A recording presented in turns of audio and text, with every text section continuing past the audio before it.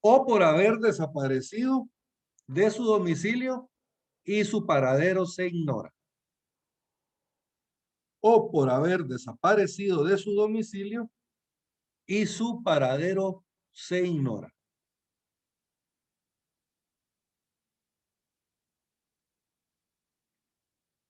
Y anoten ahí, por favor, que a la primera se le conoce como ausencia simple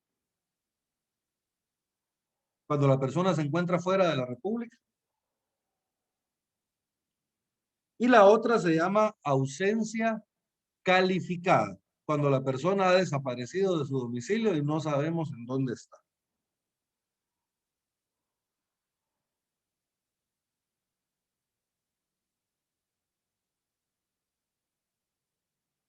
¿Estamos bien con la definición, jóvenes? Sí, gracias. Muy bien. Fíjense que este trámite de la ausencia que vamos a ver es un trámite bien especial porque aunque nosotros lo estamos viendo como un trámite de jurisdicción voluntaria notarial, realmente este es un trámite de jurisdicción voluntaria notarial, pero que es mixto. Vamos a ver más adelante por qué es mixto. Es mixto porque toda la tramitación del procedimiento se realiza ante notario y al momento de la resolución final, no es el notario quien le emita, sino que remite el expediente al juez y es el juez competente quien emite la resolución final dentro de este proceso. Entonces, por eso decimos que el trámite es mixto, porque tiene que ver con el notario realiza toda la tramitación y al momento de resolver, lo remitimos ante juez competente. Entonces, anoten ahí cerca de su artículo 42 del Código Civil, por favor, que la ausencia es un trámite de jurisdicción voluntaria que puede ser judicial o puede ser notarial. Y en el caso de la notarial, póngale entre paréntesis ahí que es mixto, ¿verdad? ¿Por qué mixto? Porque el trámite lo realiza el notario y la resolución la emite el juez.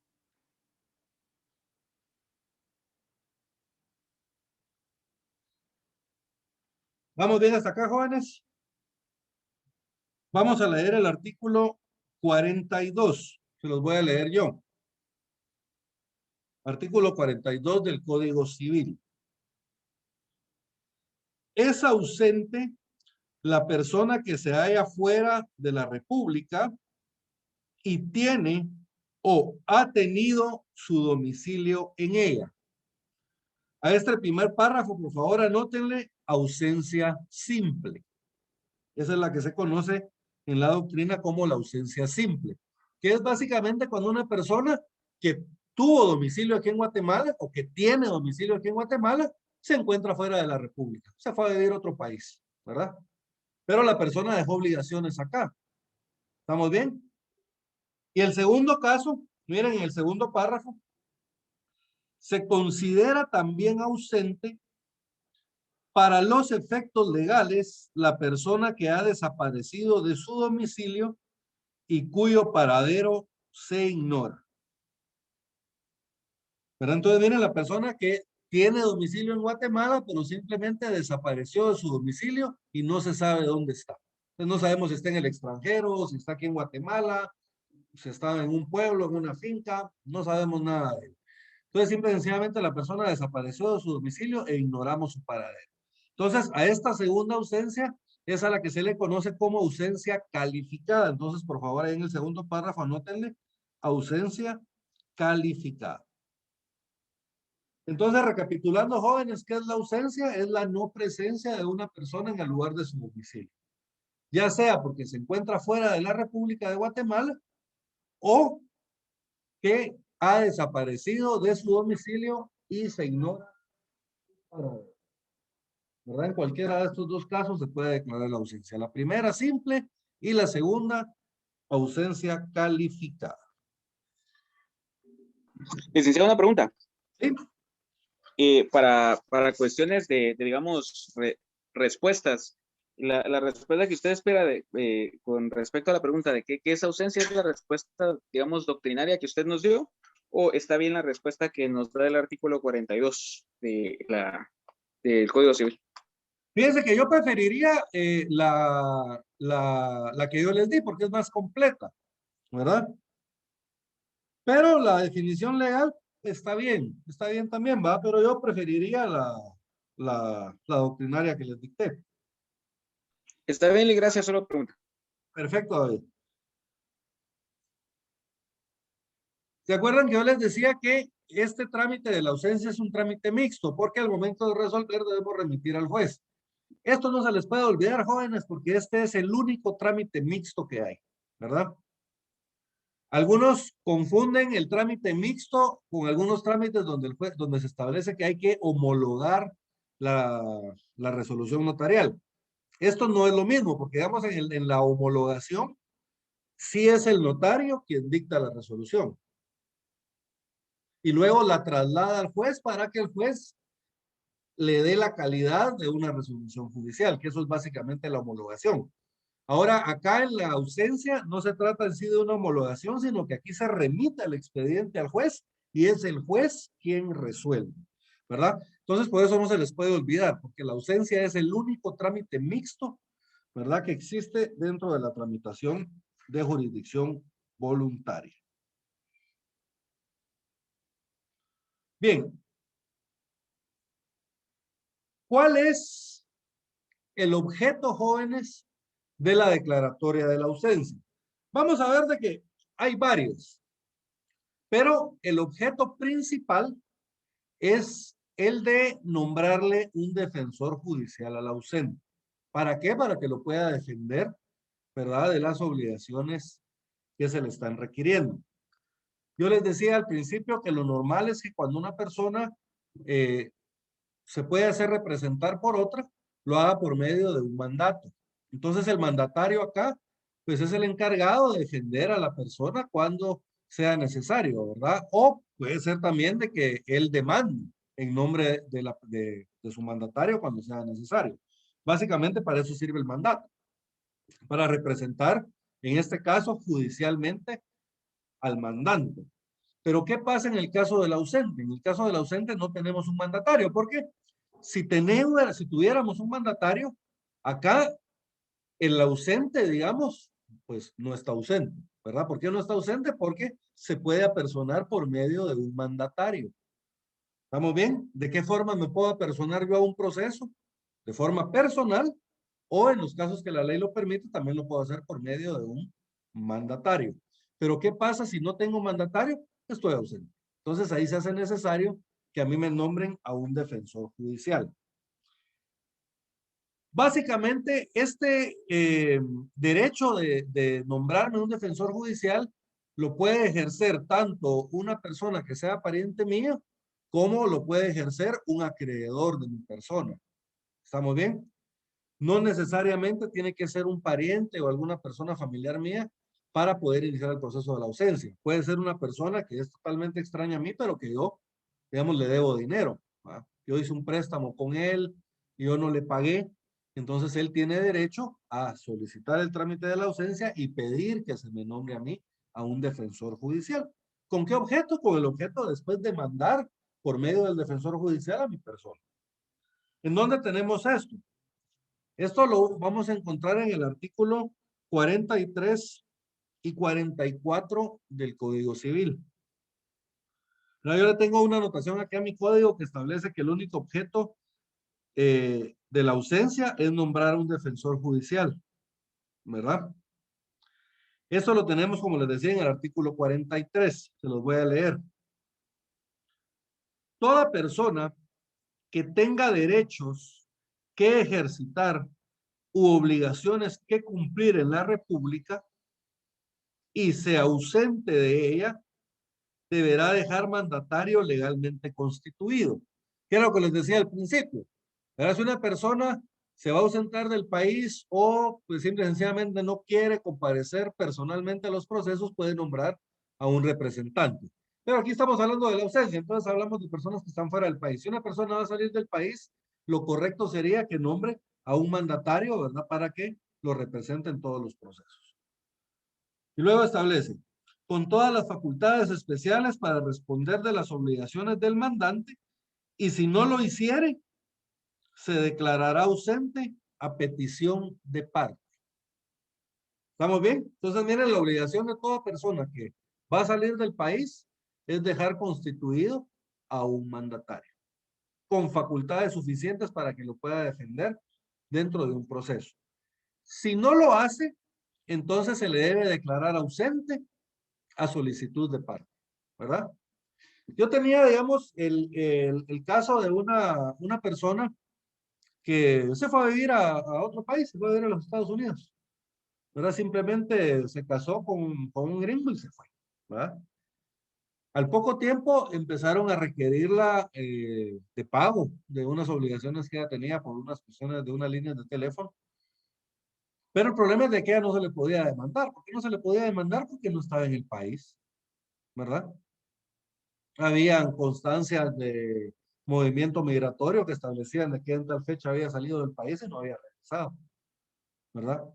Entonces, ¿qué es lo que procede en este caso? El acreedor lo que tendría que hacer es declararla ausente. Va a declararla ausente, pedir que se le nombre un defensor judicial y luego ya teniendo el defensor judicial, entonces se demanda al ausente, pero se le demanda a través de su defensor, ¿verdad? Esto lo tenemos en el artículo 44. Establece, la declaratoria anterior tendrá como único objeto nombrar defensor judicial al ausente para los casos en que deba responder a una demanda o hacer valer algún derecho en juicio. Entonces, vieron en el artículo anterior que establecía, si no lo hiciere, se declarará ausente a petición de parte. O sea, tiene que haber una parte solicitante. Esa parte puede ser que sea una persona interesada en demandarme o puede ser una persona que sea interesada en demandar en mi nombre. ¿Estamos bien? En cualquiera de los dos casos se puede nombrar la ausencia. Miren, y eso lo tenemos en el segundo párrafo. Para los casos en que deba responder a una demanda o deba hacer valer algún derecho en juicio. Eso quiere decir demandar, ¿verdad? Ya sea contestar una demanda o sea demandar para hacer valer un derecho. ¿Vamos bien hasta acá, jóvenes? ¿Alguna duda hasta dónde vamos con la ausencia?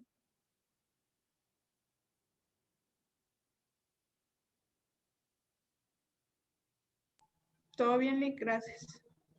Excelente. ¿Qué pasa? Bueno, ¿a quién vamos a nombrar como defensor judicial? Acá tenemos algunas opciones.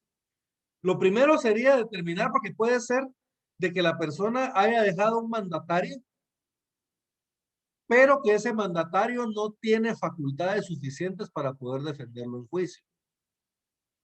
Entonces, si ese es el caso, lo ideal es que se le nombre como defensor judicial al mandatario, ¿verdad? Si fuera posible. A falta de mandatario, entonces el juez va a nombrar a una persona de notoria honradez, arraigo y competencia, ¿verdad?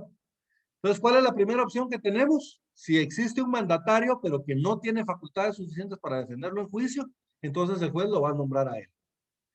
A falta de ese mandatario, entonces el juez va a nombrar a una persona de notoria honradez, arraigo y competencia.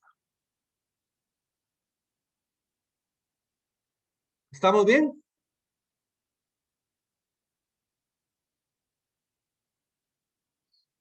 Eso lo tenemos en el artículo 45. Si el ausente hubiera dejado apoderado sin facultades suficientes para la defensa en juicio, el cargo de defensor judicial recaerá de preferencia en este. O sea, miren, entre todos los posibles, quien tiene el derecho preferente para representar al ausente es el mandatario que no tiene facultades suficientes. A él, preferentemente a él lo va a nombrar el juez. Ahora, a falta de apoderado, el juez nombrará una persona de notoria honradez, arraigo y competencia. ¿Estamos bien? Entonces el juez, miren, debe nombrarle un defensor judicial.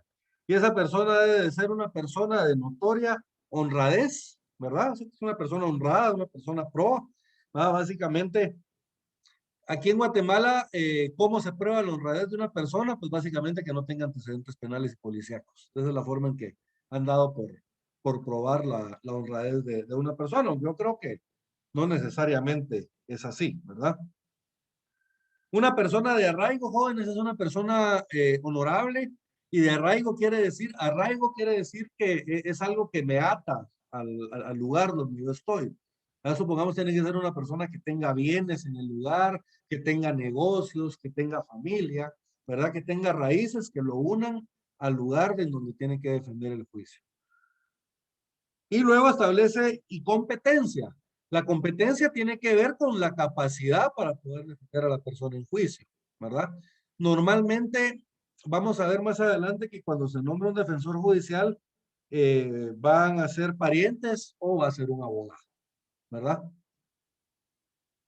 Igual que en el mandato, ¿verdad? El mandatario judicial únicamente puede ser un pariente o un abogado.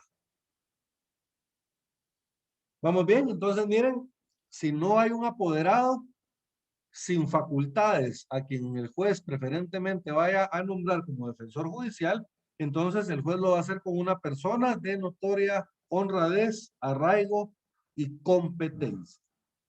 Bien.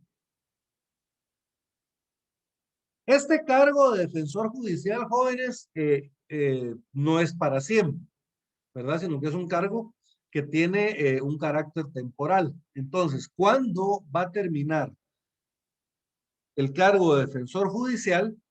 Entonces, tenemos tres supuestos.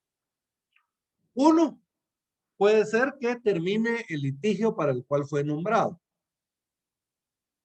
¿verdad? Resulta de que había una deuda pendiente que tenía el ausente, una persona pide que se nombre defensor judicial, se le nombra defensor judicial para defender ese proceso, lo demandan, él defiende el proceso termina, llega a su fin, ¿verdad? Cualquiera que sea el resultado, pero el proceso ya terminó. Entonces, miren, en ese caso, termina también el cargo de defensor judicial, porque él fue nombrado para ese proceso en particular. Segundo, establece la ley desde que se provea de guardador de bienes del ausente. Vamos a ver más adelante que hay una figura de guardador de bienes. Cuando ya se nombró a ese guardador de bienes, entonces las funciones del defensor judicial se le transmiten al guardador de bienes. Vamos a verlo más adelante. Entonces, al haber un guardador de bienes, termina también el cargo de defensor judicial. Ojo con esto, jóvenes, porque el defensor judicial, si ustedes se dan cuenta, no tiene facultades para administrar los bienes. Él únicamente tiene facultades para defender a la persona en juicio o para poder demandar en nombre de la persona. La administración de los bienes la vamos a ver ahorita más adelante, que es otro de los... Pero ahorita estamos en la parte del defensor judicial. Entonces, se dan cuenta, el defensor judicial no administra bienes. En el momento en que se nombre ya un guardador de bienes, entonces el cargo de defensor judicial termina. ¿Por qué? Porque la defensa del ausente le va a corresponder ahora al guardador de bienes. ¿Estamos bien? Y la tercera es cuando el ausente se apersone, ¿verdad? Ya sea por medio de su persona o por medio de un apoderado o de un mandatario. Entonces, miren, se nombró un defensor judicial, el defensor está defendiendo el juicio, pero de repente el ausente que estaba fuera de la República viene al país y se apersona el proceso. Miren, de forma personal. Entonces, cuando él se apersona el proceso, automáticamente ahí también termina la función del defensor judicial. O también se puede dar el caso de que el mandatario se entere en el extranjero de que tiene un proceso en su contra, de que le nombraron un defensor judicial y él decide nombrar a un mandatario judicial, ¿verdad? Él otorga mandato judicial a favor de un abogado y el abogado comparece al juicio de representación de él. Entonces, miren, ahí también se está personando el ausente, pero lo está haciendo por medio de un mandatario. Ese apersonamiento al juicio entonces puede ser de forma personal o por medio de un mandatario. Al pasar esto también termina el cargo de defensor judicial. Todo esto, jóvenes, lo tenemos en el artículo 46. Se los voy a leer. Termina el cargo de defensor judicial del ausente A, desde que termina el litigio en que se le nombró. B, desde que se provea de guardador de bienes al ausente. Y C, desde que el ausente se apersone por sí o por medio de apoderado con facultades suficientes, ¿verdad? Apoderado o mandatario, ¿verdad? Jóvenes, de cualquiera de las dos formas se les puede llamar. Es básicamente es lo mismo. ¿Vamos bien hasta acá, jóvenes?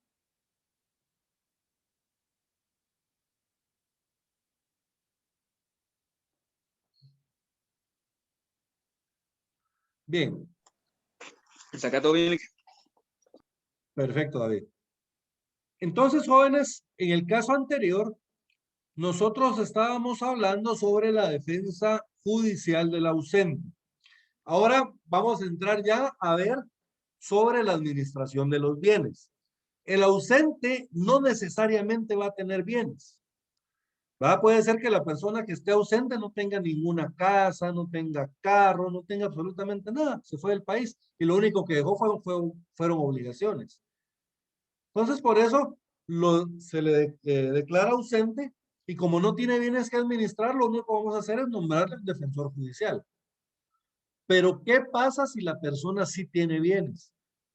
La persona que se fue a los Estados Unidos dejó 3 casas y esas casas están ahí abandonadas. ¿Será que una persona podría administrarlos? Pues sí, podría administrarlos, digamos, de hecho, como un gestor de negocios, pero no sería lo más legal, digamos. Habría muchas responsabilidades para él. Entonces, ¿qué sería lo correcto? Que se le declara ausente a la persona y se le nombre a un guardador de bienes. Y este guardador de bienes, pues va a ser el encargado de administrar los bienes. Básicamente, ¿qué es administrar los bienes? Pongamos en el caso que yo les decía de esta persona que dejó 3 casas. Pues el guardador de bienes se puede encargar de alquilar esas casas, de cobrar la renta. Él puede abrir una cuenta a nombre de la persona que está ausente y depositar el dinero en esa cuenta. Él puede sacar dinero de esa cuenta, digamos, para pintar las casas o para darles mantenimiento. Pues básicamente todo lo que es lo que conlleva la administración de los bienes del ausente, eso lo va a hacer el guardador de bienes. ¿Estamos bien? Esto lo tenemos en el artículo 47. Al guardador de bienes. Se los voy a leer yo. Cuando el ausente tenga bienes que deban ser administrados, cualquier persona capaz o la Procuraduría General de la Nación puede denunciar la ausencia y solicitar el nombramiento de un guardador de bienes. Entonces, miren, ¿quién puede hacerlo? Al igual que en el caso anterior, cualquier persona, ¿verdad? No tiene que ser pariente mío, ¿verdad? Puede ser un amigo mío, puede ser una persona que me conozca, ¿verdad?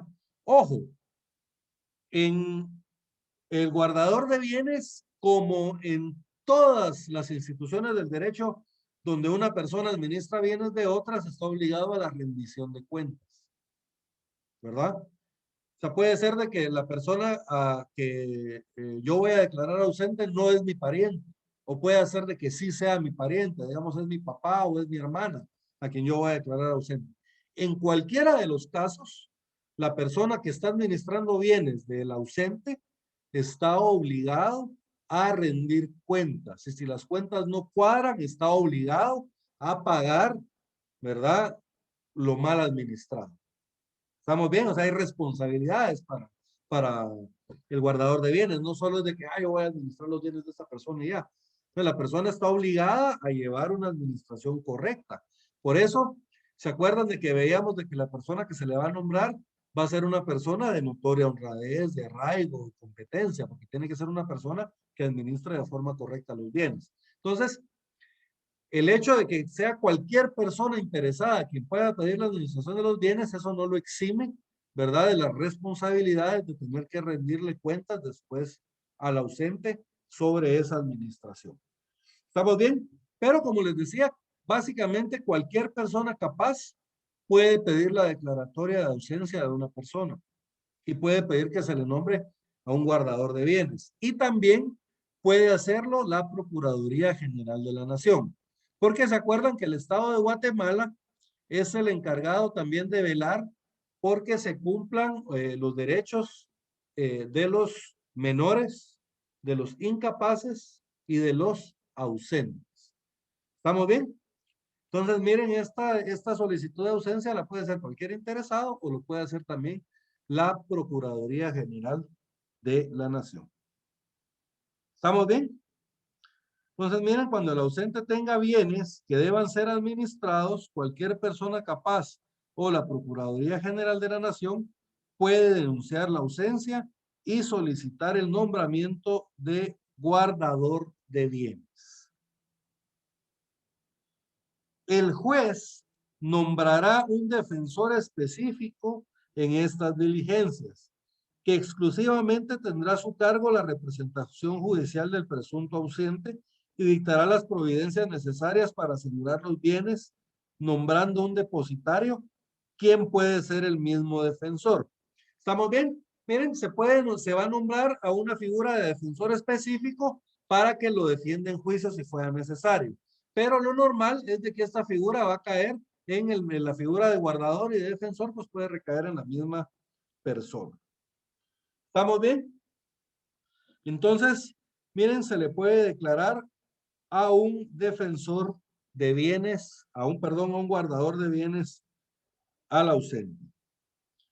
¿Cómo vamos a declarar la ausencia, jóvenes? En el artículo 49, la ausencia debe ser declarada judicialmente cuando el procedimiento respectivo y hecho el nombramiento definitivo de guardador, la persona designada entre los que se menciona el artículo que precede, recibirá los bienes llenando previamente los requisitos legales y asumirá la representación del ausente, cesando en sus cargos el defensor específico y el depositario provisional. ¿Estamos bien? Entonces, miren, cuando se nombre al guardador, ahí van a terminar los cargos de defensor específico y de depositario. Estos son cargos que son, por decirlo así, como de forma temporal, mientras se nombra al guardador de bienes. Una vez nombrado el guardador de bienes, entonces van a pasar a la administración de los bienes y también la defensa del proceso, la defensa del juicio. Miren, de nuevo, artículo 49. La ausencia debe ser declarada judicialmente. Este artículo, cuando se creó, todavía no existía la ley de jurisdicción voluntaria. Entonces, la ley de jurisdicción voluntaria establece que también puede realizarse de forma notarial. Entonces, aquí tenemos de entender nosotros de que la ausencia debe ser declarada judicial o notarialmente. ¿Estamos bien? Concluido el procedimiento respectivo y hecho el nombramiento definitivo de guardador, la persona que menciona designada entre las personas que menciona el artículo que precede, recibirá los bienes, llenando previamente los requisitos legales y asumirá la representación del ausente, cesando en sus cargos el defensor específico y el depositario provisional. ¿Estamos bien? Entonces, al nombrar el guardador, terminan los cargos de defensor específico, de depositario y también se acuerdan el que habíamos visto antes, que era el del defensor judicial. En el artículo 50 está qué facultades son las que tiene el representante del ausente. Básicamente el representante del ausente es el administrador de los bienes y tiene las mismas facultades y las prohibiciones que le fueran aplicables de los tutores. ¿Se acuerdan ustedes quién es un tutor? Pues el tutor es la persona que va a representar a un menor o a un incapaz, ¿verdad? Digamos, un menor de edad, fallecen sus padres, queda huérfano, entonces a ese niño es necesario que se le nombre a un tutor para que él pueda administrar los bienes del menor. Y lo mismo pasa cuando una persona es declarada en estado de interdicción, ¿verdad? Cuando una persona es declarada en interdicción y tiene bienes, también se le va a nombrar a un tutor y ese tutor va a ser el encargado de llevar a cabo la administración de los bienes. Entonces, básicamente, el guardador de bienes va a tener los mismos derechos, obligaciones y prohibiciones que tienen los tutores.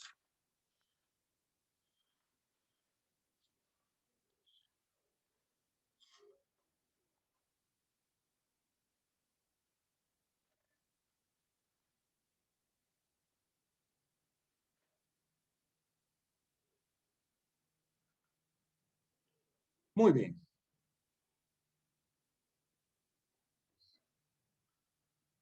Luego, el artículo 51 establece el guardador tendrá derecho a una retribución anual que fijará el juez de primera instancia competente de acuerdo con lo dispuesto para la tutela en el artículo 340.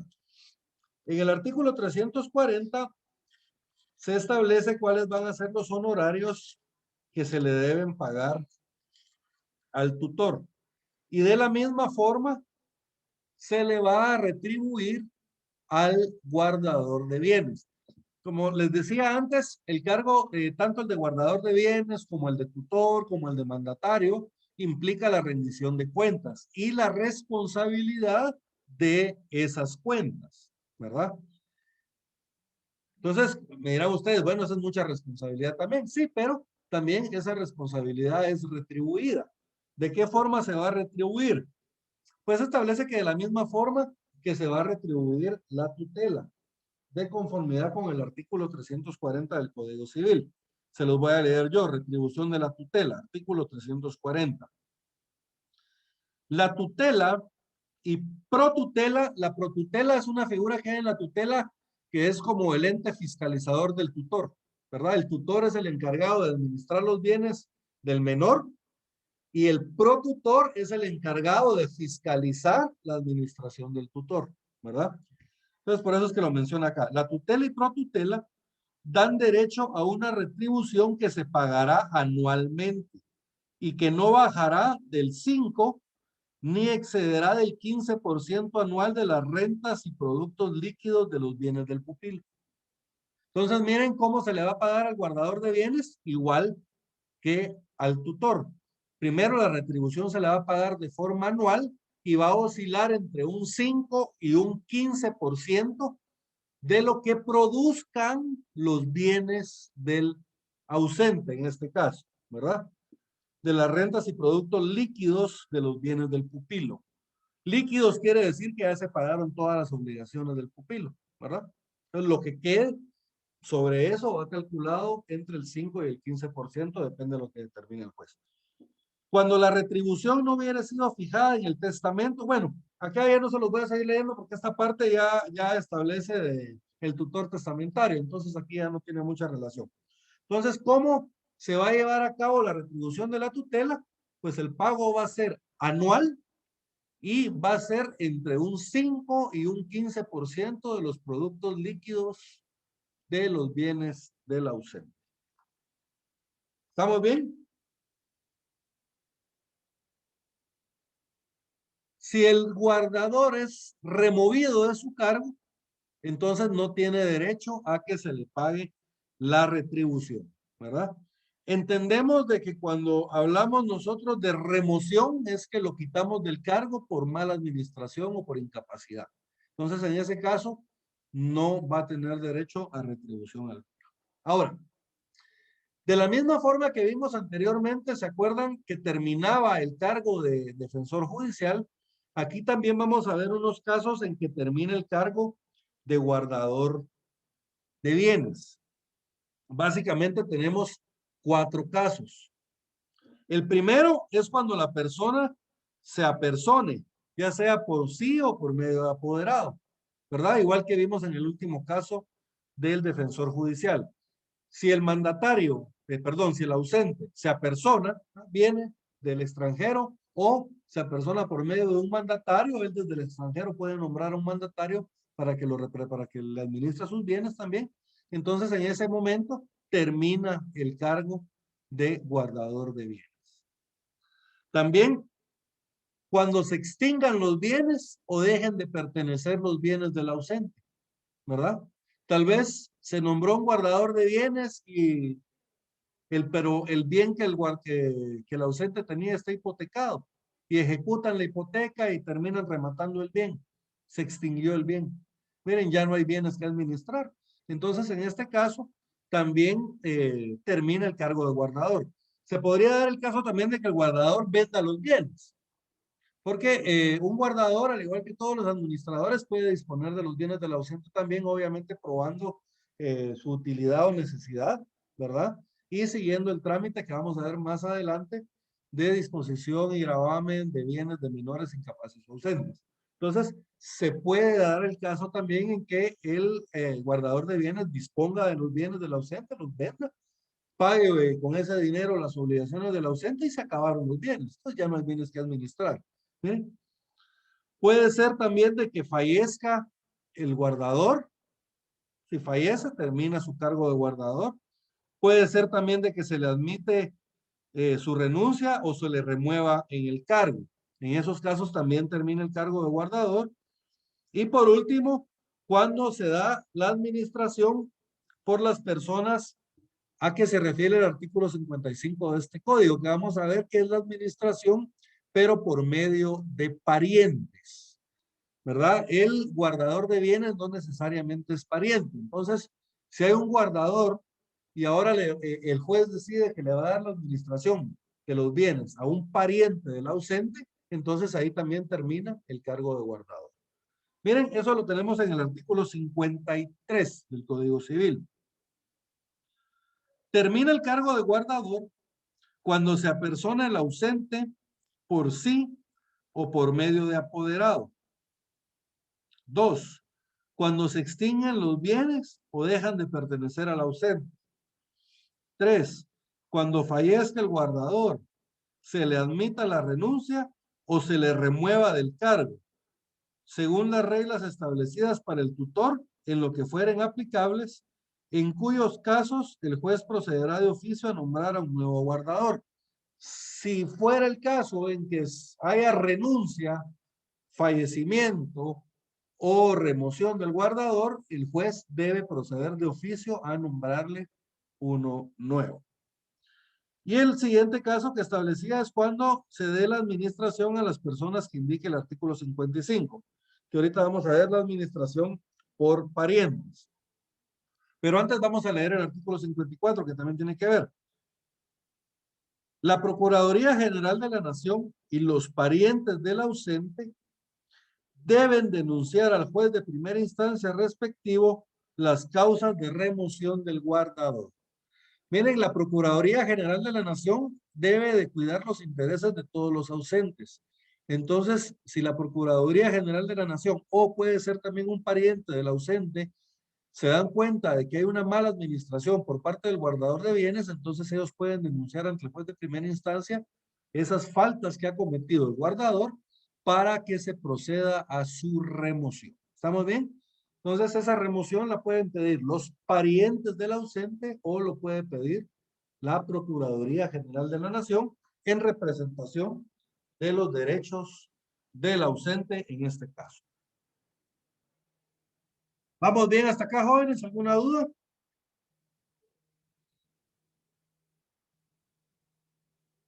Bien.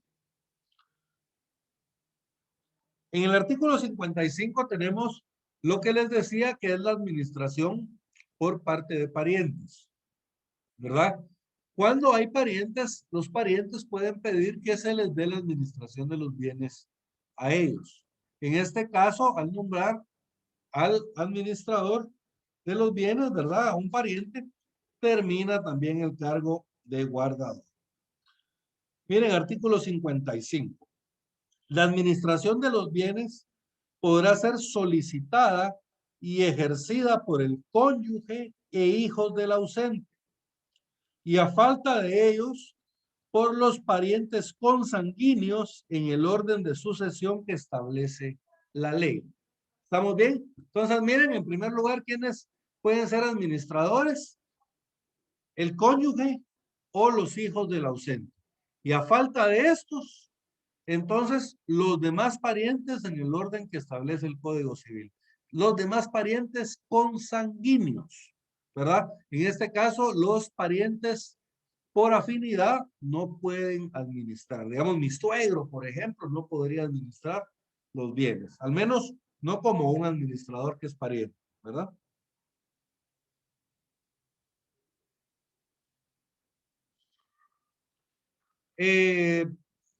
Los bienes que se le entregan al administrador se le van a entregar por medio de un inventario, ¿verdad? Se debe hacer un inventario de todos los bienes, derechos y obligaciones que tiene el ausente para darle administración de los bienes a este. Artículo 56. Antes de concederse la administración a los parientes del ausente, se practicará inventario y tasación de los bienes y liquidación o partición de los que pertenecen al matrimonio si el ausente fuera casado. Luego en el 57, los parientes que solicitaren la administración constituirán hipoteca o prestarán fianza por el valor de los bienes del ausente. Mientras no se otorgue la expresada garantía, no cesará la administración del guardador. Entonces, miren, para que los parientes puedan entrar a administrar los bienes, ellos tienen que garantizar la administración de esos bienes. ¿Cómo lo van a hacer? Pues puede ser por medio de una fianza o puede ser por medio de una hipoteca. Y si no constituyen cualquiera de esas dos garantías en favor de la administración, entonces no va a terminar el cargo de guardador de bienes. El guardador va a continuar en ese cargo. ¿Estamos bien? Artículo 61. El guardador o el administrador que adquiera para el ausente bienes o derechos por sucesión u otro título gratuito deben denunciarlos al juez respectivo dentro de 15 días y ampliarán, hasta el valor de estos bienes o derechos la garantía que hubieran prestado. ¿Qué es lo que pasa acá, jóvenes? Digamos, el ausente tiene, el papá del ausente fallece y le hereda bienes al ausente. ¿Quién debe de radicar el proceso sucesorio o comparecer al proceso sucesorio radicado por otra persona en representación del ausente? Pues el guardador de bienes o el administrador de bienes, según sea el caso. ¿Estamos bien? Entonces, cuando ellos adquieran bienes a título gratuito, aquí se está incrementando la fortuna del ausente. Entonces también el administrador debe ampliar la garantía. Eso es lo que se refiere en este artículo. Miren, el guardador o el administrador que adquieran para el ausente bienes o derechos por sucesión u otro título gratuito deben denunciarlo ante el juez respectivo dentro de los 15 días y ampliarán hasta el valor de los bienes o derechos la garantía que hubieran prestado, ¿verdad? Entonces, si se acrecenta la fortuna del ausente, también se debe acrecentar la garantía que otorgamos para poder llevar a cabo esta administración. ¿Vamos bien hasta acá, jóvenes? Sí, licenciado, muchas gracias. Muy bien. Ya para terminar, Sí, vamos a ver algunas... ¿Sí, David? No, que sí, Lick, muchas gracias, que va Perfecto. excelente. No lo había escuchado. Bien. Y ya para terminar con la parte sustantiva de la ausencia, jóvenes, vamos a ver lo relativo a la muerte presunta, que como les decía, este ya es un trámite aparte y es un trámite que únicamente se puede realizar como jurisdicción voluntaria judicial. ¿Estamos bien?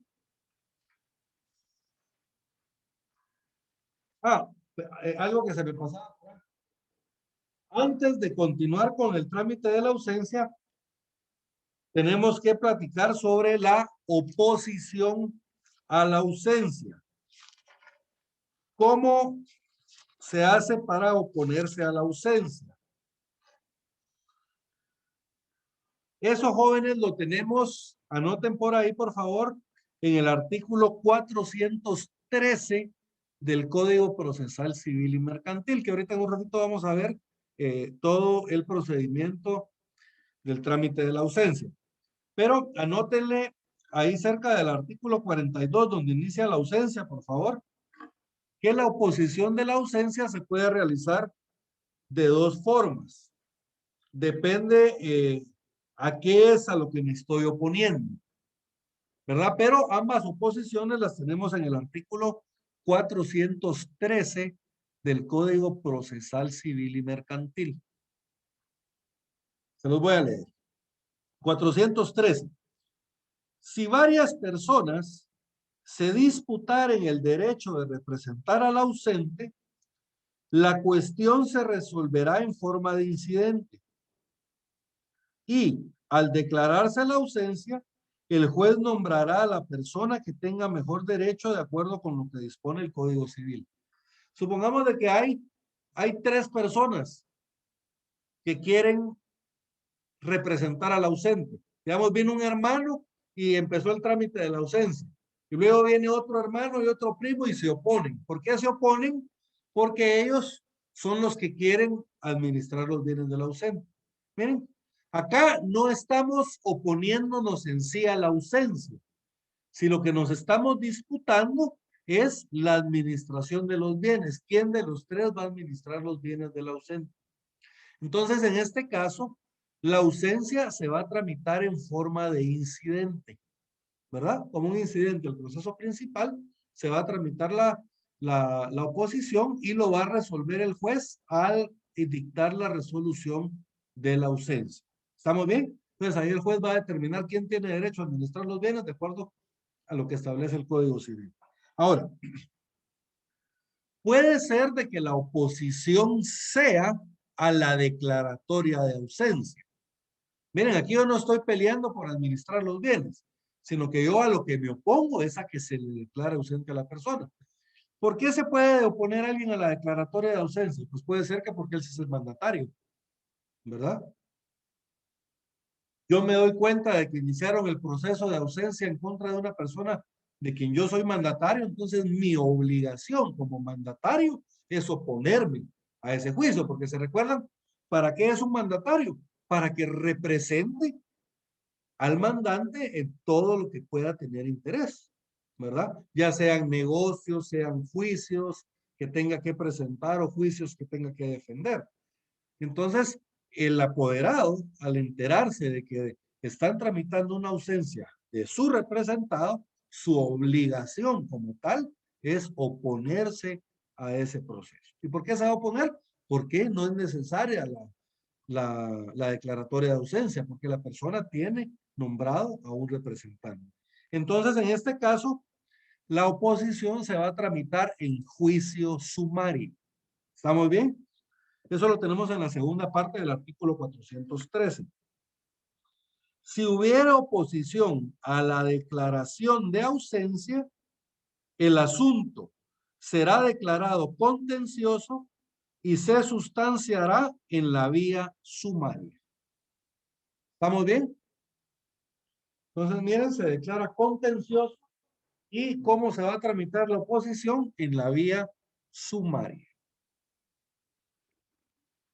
¿Vamos bien? Entonces, miren, este es un juicio sumario por disposición de la ley. ¿Se acuerdan que en los juicios sumarios hay un listado de cuáles son los casos que se van a conocer en juicios sumarios? Pero al final hay uno que establezca que cuando la ley establezca que se deban tramitar en esta vía, ¿verdad? Este es uno de esos casos de juicio sumario por disposición de la ley, ¿verdad? La ley señala que cuando haya oposición a la declaración de ausencia, entonces se debe tramitar en juicio sumario. ¿Estamos bien, jóvenes? ¿Alguna duda? Bien, entonces ahora sí vamos a ver así rapidito lo que es la muerte presunta. Fíjense, pues la muerte presunta puede ser como una consecuencia, una continuación del trámite de ausencia, ¿verdad? ¿Qué es la muerte presunta? Pues básicamente es cuando, se los voy a explicar así, es cuando se presume, existe la suposición que una persona ha fallecido, ¿verdad? Y ahorita vamos a ver los casos en que se puede dar esta suposición. El caso es de que las personas o los familiares de esta persona pueden suponer que esta persona ha fallecido y pueden pedir que se declare la muerte presunta. Ahora, para declarar la muerte presunta vamos a ver de que hay un plazo, que es un plazo de 5 años. Cuando empezamos a contar este plazo, ahí es donde entra la ausencia. Este plazo puede ser que lo empecemos a contar desde que la persona ha desaparecido de su domicilio, o puede ser de que lo iniciemos a contar desde que a la persona se le declaró ausente.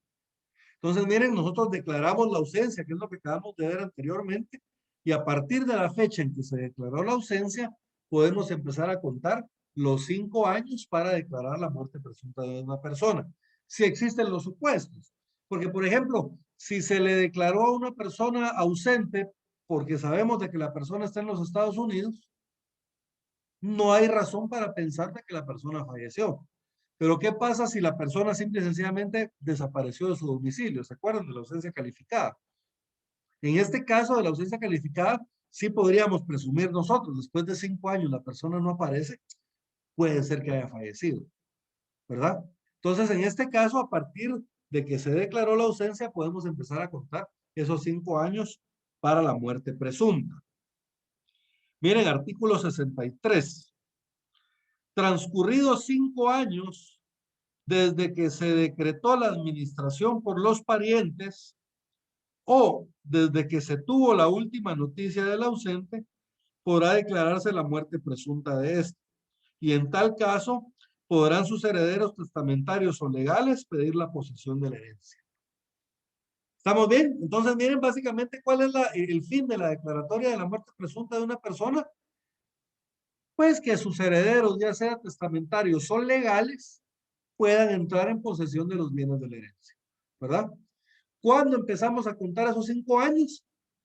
Desde que se declaró la administración de bienes por parte de parientes. ¿Se acuerdan en qué trámite hacemos eso? En la ausencia. Al decretar esa ausencia, ahí se decretan quiénes son los parientes que van a administrar los bienes. A partir de ese momento se empiezan a contar los 5 años. Si no hay ausencia, entonces esos 5 años van a contar desde que se tuvo la última noticia del ausente. ¿Estamos bien? Hay algunos casos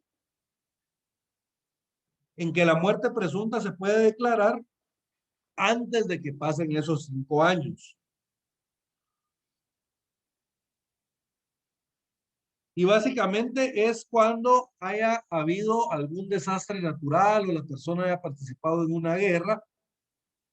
Entonces, en esos casos se puede presumir de que la persona ha fallecido. Entonces, no hay necesidad de esperar los 5 años, sino que la ley establece un tiempo menor.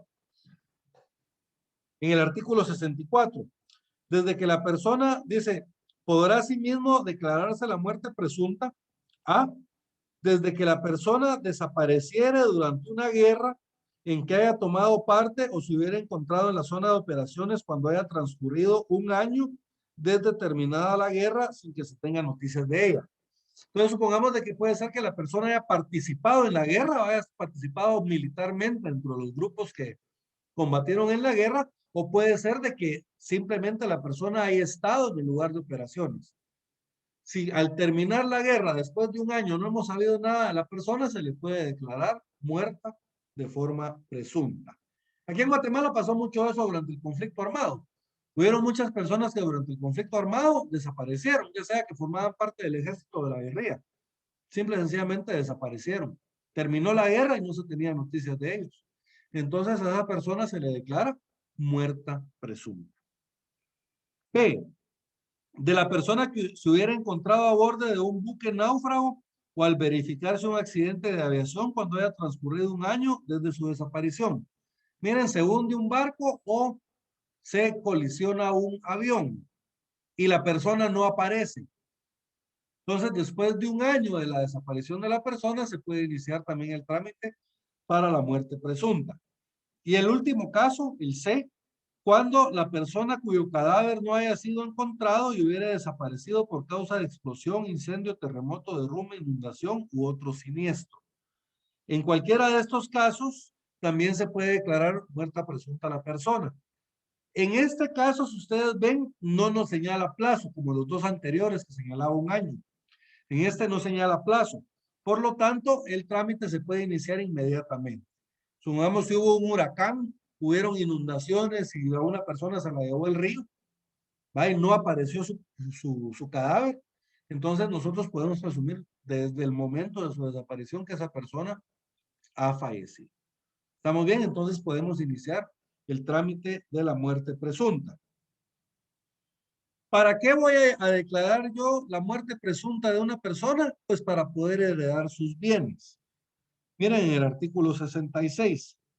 La herencia corresponderá a los que resulten herederos del ausente en la fecha señalada como día de su muerte presunta.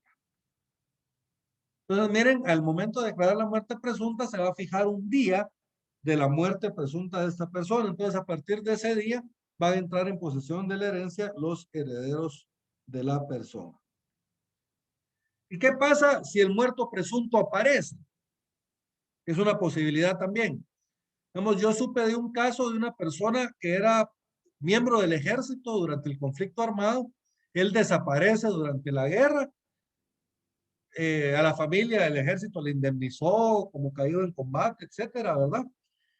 Terminó la guerra en 1996 y en 1998 la persona un día aparece en su casa, ¿verdad? Él cuando desapareció fue todavía en los años 80, jóvenes, ¿verdad? Desapareció como en el 86, 87 y apareció en el 98, casi 10 años después. A él y a toda su familia lo daban por muertos, como les digo, hasta lo había indemnizado el ejército ya. Y de repente aparece. ¿Y qué pasó? Pues resulta que lo hirieron en combate. Dice que a él lo agarró la guerrilla, se lo llevaron, lo curaron y lo pasaron a México. Y después él estando en México se regresó a Guatemala y se pasó al bando de la guerrilla. Estuvo combatiendo con la guerrilla durante un montón de tiempo. Terminó la guerra, se regresó a México y después regresó a Guatemala. Pero miren, su familia lo daba por muerto. ¿Qué pasaría si él hubiera tenido bienes y esos bienes ya hubieran pasado a manos de sus herederos legales y ahora el muerto presunto aparece? Pues eso lo tenemos en el 69. En cualquier estado en que aparezca, no, perdón, en el 75. Si el ausente o presunto muerto aparece o se prueba su existencia, ya vieron cómo establece acá, ausente o presunto muerto. Yo les digo que van muy relacionados estos dos trámites. Si el ausente o presunto muerto aparece o se prueba su existencia, aún después de la posición definitiva, recobrará sus bienes en el estado en que estos se encuentren. El precio de los vendidos y los que provengan del empleo que se haya hecho de ese precio. O sea, si ya pasaron los bienes a los herederos y aparece el ausente, regresan los bienes a él en el estado en que se encuentren. Si ya vendimos esos bienes, pero tenemos el dinero del producto de la venta de esos bienes, entonces ese dinero se le devuelve al ausente que apareció. ¿O qué pasa si con ese dinero nosotros compramos otros bienes? Pues esos bienes que compramos tienen que pasar también a manos del ausente. ¿Estamos bien? ¿Y a qué nos lleva esto? A que los herederos del muerto presunto no adquieren los bienes por prescripción. ¿Qué quiere decir? Que en cualquier momento que aparezca el ausente, él puede reclamar sus bienes, ¿verdad? Los herederos nunca van a adquirir la propiedad de forma definitiva de estos bienes. Miren, eso lo tenemos en el artículo 76. Los herederos o legatarios que hayan obtenido la posesión definitiva de los bienes no podrán adquirirlos por prescripción. O sea, lo que se les da a ellos es una posesión definitiva, ¿verdad? Casi como que si fuera propiedad, pero no es propiedad. Ellos no los pueden adquirir por prescripción. Esta posesión definitiva se inscribe en el registro de la propiedad y ellos aparecen como poseedores definitivos de los bienes, pero no aparecen como propietarios. ¿Estamos bien? Y por último, Otra de las razones por las que yo puedo nombrar a una persona ausente es para obtener la libertad de estado, ¿verdad? Digamos, una persona es casada y esa persona desaparece de su domicilio, no volvimos a saber nada más de él. Entonces, pasado el tiempo legal, el cónyuge puede pedir la muerte presunta de su cónyuge, ¿verdad? No para la transmisión de los bienes, sino para obtener la libertad de estado, para volver a ser soltero o soltera. ¿Estamos bien? Y pues obviamente quedar en libertad de estado implica que la persona puede volverse a casar. ¿Estamos bien? Se puede declarar la muerte presunta para obtener la libertad de estado y la persona que estaba casada al obtener la libertad de estado, ¿no? Porque ahí básicamente lo que estamos haciendo es que al declarar muerte presunta a la persona, entonces el cónyuge está quedando viudo, viuda. Entonces queda en libertad de estado para poder contraer nupcias. Ahora, este matrimonio es válido. Ahora, la pregunta es, ¿qué pasa si el muerto presunto aparece y su cónyuge ya está casado con otra persona? Entonces, aquí entran algunos supuestos que tenemos que ver. Artículo 77. Si el cónyuge de la persona declarada muerta contrae nuevo matrimonio, este será válido, aunque el ausente viva. ¿Estamos bien? Entonces, se declara muerte presunta a una persona, se vuelve a casar el cónyuge y el ausente aparece, el matrimonio es válido. A no ser, aquí vienen los casos en que no es válido, a no ser que los cónyuges o uno de ellos conociera la circunstancia de estar vivo el ausente. Miren, si los dos cónyuges o uno de ellos sabían que el ausente estaba vivo, entonces, si eso se logra probar, obviamente, entonces el matrimonio no es válido. En este caso, la acción de nulidad corresponde al ausente o al cónyuge que haya ignorado al casarse que aquel vivía. El cónyuge que sí sabía, este no puede iniciar la acción para nulidad del matrimonio, ¿verdad? Solo lo puede hacer el ausente que apareció y lo puede hacer también el cónyuge que ignoraba que el ausente vivía. Esta acción prescribe a los 6 meses contados para el ausente desde la fecha en que tuvo conocimiento del nuevo matrimonio, ¿verdad? 6 meses, miren, en ese tiempo va a prescribir este derecho. Para el ausente, los 6 meses corren desde que él se enteró del nuevo matrimonio. Y para el cónyuge que ignoraba, desde que supo la supervivencia del ausente. Entonces, en estos casos empieza a correr el plazo de 6 meses para poder pedir la nulidad del matrimonio. ¿Alguna duda hasta acá, jóvenes?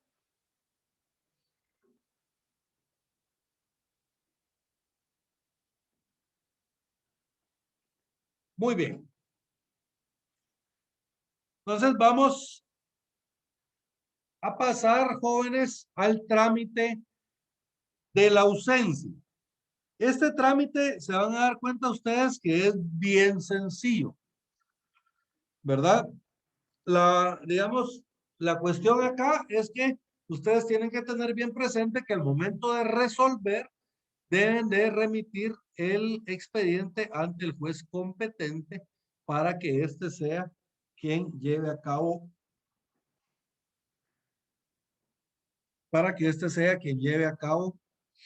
la declaratoria de la ausencia. Como vimos al principio, este trámite es un trámite mixto. Primero, jóvenes, tenemos la solicitud. ¿Se recuerdan cómo dijimos que van a hacerse las solicitudes en todo procedimiento de jurisdicción voluntaria notarial? Pues se va a hacer por medio de un acta notarial. Miren, 8. Aquí ya estamos, jóvenes, en el decreto 54-77, artículo 8 de la ley reguladora de la tramitación notarial de asuntos de jurisdicción voluntaria. La solicitud para que se declare la ausencia de una persona puede ser presentada por quien tenga interés ante un notario. ¿Cuál puede ser el interés? ¿Se recuerdan? Puede ser que yo quiera administrar los bienes del ausente, o puede ser de que yo quiera demandar al ausente, o puede ser de que yo quiera también defenderlo de una demanda que quieren presentar en contra de él. Entonces, miren, en este caso, cualquier interesado, o también lo puede hacer la Procuraduría General de la Nación, vimos en la parte sustantiva, puede solicitar la declaratoria de ausencia ante un notario. ¿Qué debe hacer el notario? Miren, el notario, con notificación al Ministerio Público, recibirá información testimonial o documental que compruebe lo siguiente: el hecho de la ausencia, 1. 2. La circunstancia de no tener el ausente parientes o mandatarios con facultades suficientes, ni tutor en caso de ser menor o incapacitado. Y 3. El tiempo de la ausencia. Entonces, miren estos 3 aspectos, ¿cómo vamos a hacer para probarlos? Puede ser por medio de declaraciones testimoniales o puede ser por medio de documentos. Fíjense que en el caso de los 2 primeros supuestos, es fácil probarlos con documentos. Si la ausencia fuera simple de una persona que está fuera del territorio, entonces es fácil probarlo porque lo vamos a probar con la certificación de movimiento migratorio, ¿verdad? Y va a constar que la persona en tal fecha salió del país. ¿Y cómo probamos nosotros que una persona no tiene mandatario?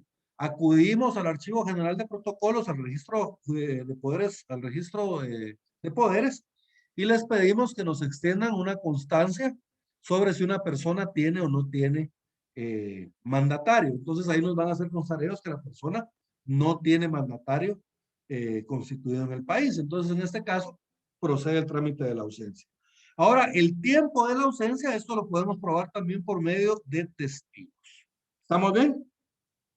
Entonces, el notario debe notificar al Ministerio Público, en este caso, ¿verdad? Sería la Procuraduría General de la Nación, y va a recibir ya sea información testimonial o documental para probar el hecho de la ausencia, ¿verdad? La circunstancia de no tener parientes o mandatarios con facultades suficientes y el tiempo de la ausencia.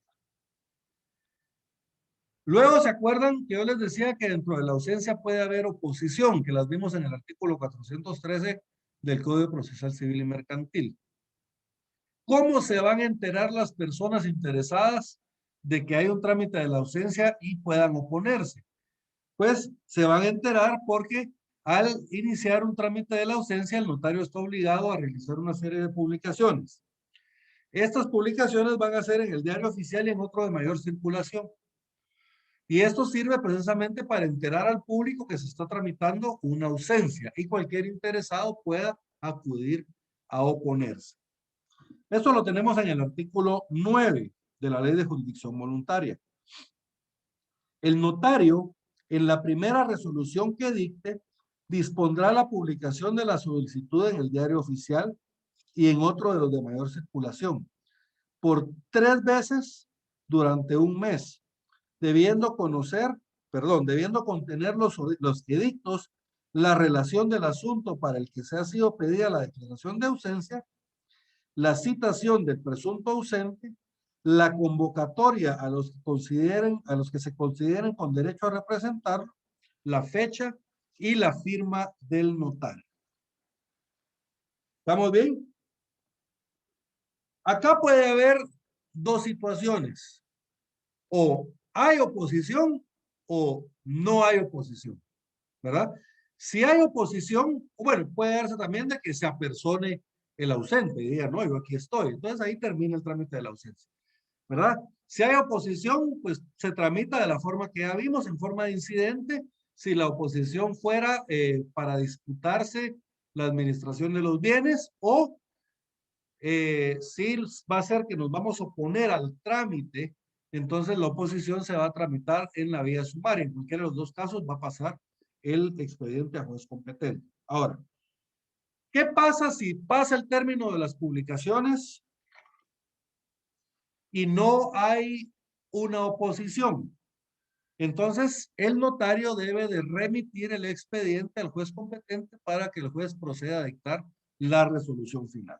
¿Verdad? Les decía que este es un trámite mixto que al momento de resolver lo vamos a remitir a juez competente para que éste sea quien resuelva en definitiva. Eso lo tenemos en el artículo 10 de la Ley de Jurisdicción Voluntaria. Pasado el término de las publicaciones o manifestada oposición por algún interesado, el notario remitirá lo actuado al tribunal competente para los efectos del nombramiento de defensor judicial y continuación de la tramitación de acuerdo con lo establecido en el Código Procesal Civil y Mercantil. Entonces, miren, ¿por qué lo vamos a mandar al juez? Hay dos supuestos. Uno, pasa el término de las publicaciones y no hubo oposición. Entonces lo remitimos al juez para que el juez proceda a emitir el auto final. O si fuera el caso de que sí hubo oposición, entonces igual lo remitimos al juez para que tramite la oposición. ¿Estamos bien? Y si fuera el caso de que no hay ninguna oposición, entonces el juez va a proceder a nombrar al defensor judicial y va a continuar con la tramitación, ¿verdad? Que se recuerdan, termina con el nombramiento del guardador de bienes o administración por parte de parientes. En igual forma procederá el notario si considerare necesario la intervención judicial para que se tome alguna medida precautoria urgente. El notario, bajo su más estricta responsabilidad, puede levantar inventario de los bienes del ausente y el juez competente resolverá lo relativo al depósito de los mismos. ¿Estamos bien? Entonces, básicamente, jóvenes, este es el trámite de la ausencia. ¿Alguna duda hasta dónde vamos?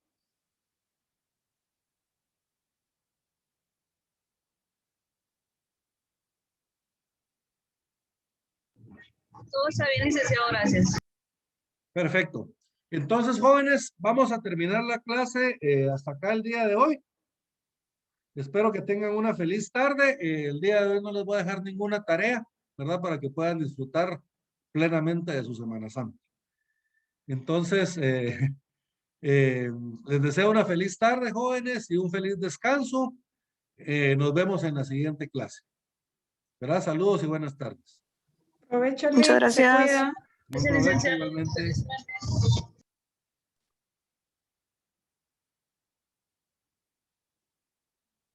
Feliz tarde, Ley. Feliz tarde, David.